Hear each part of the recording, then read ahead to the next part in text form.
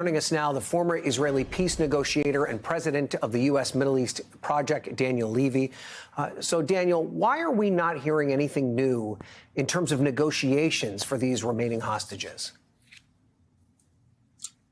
Good question, Ryan. And I think the short answer is that Israel wants to pursue the military campaign and the hostages are not the priority.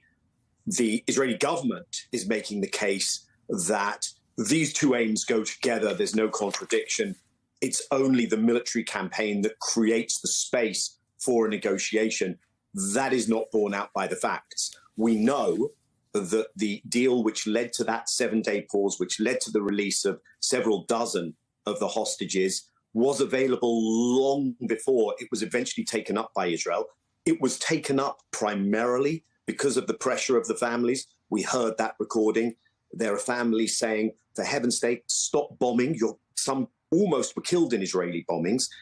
They're saying that if you're going to flood the tunnels, you're going to kill the hostages. So I think that many of the families and any rational outside observer would say it's a choice. Release as the priority or your war aims as the priority. I think the war is not going well for Israel. But the other thing is, when does the United States lean in and push for the hostage release to be the priority and push for an end to this? And I think the American ambassador and the American system would be far better off doing that than symbolically lighting candles. Well, it's interesting you say that because we know that President Biden spoke earlier today with Prime Minister Netanyahu. Also, the U.S. Secretary of State Antony Blinken told a senior advisor to the Prime Minister that more needed to be done to protect civilians in Gaza and also to increase aid into the region. It does appear that the pressure is starting to build on the Israeli government from both sides. How should Netanyahu respond to this?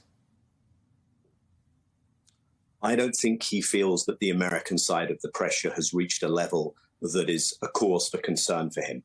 I think the pressure internally from the families is moving the needle.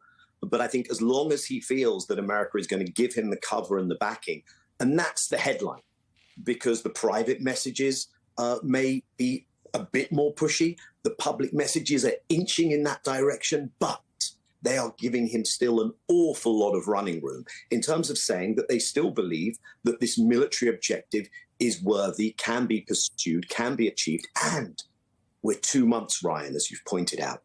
Maybe on day 3, day 10, day 30, you could say, you know what, there's some unfortunate casualties amongst civilians. But now, here we are. The evidence is in. 7,000 plus children. Destruction on an unprecedented scale. The use of bombs that America wouldn't use in Iraq, in Afghanistan, at this level, in such a highly dense civilian population area. We see the devastation and the humanitarian crisis. And I think it's time to get off of the gentle, very nuanced language.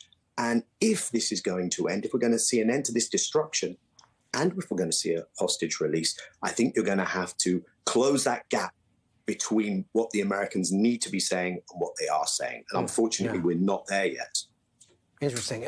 You know, it's not just pressure that Netanyahu is receiving from these hostage families. He's also has a huge domestic political problem right now because the criticism over the security failures around the attack on October 7th just seems to grow. He most recently said that they're going to look into those intelligence failures later. Do the people of Israel want answers now as to why this happened?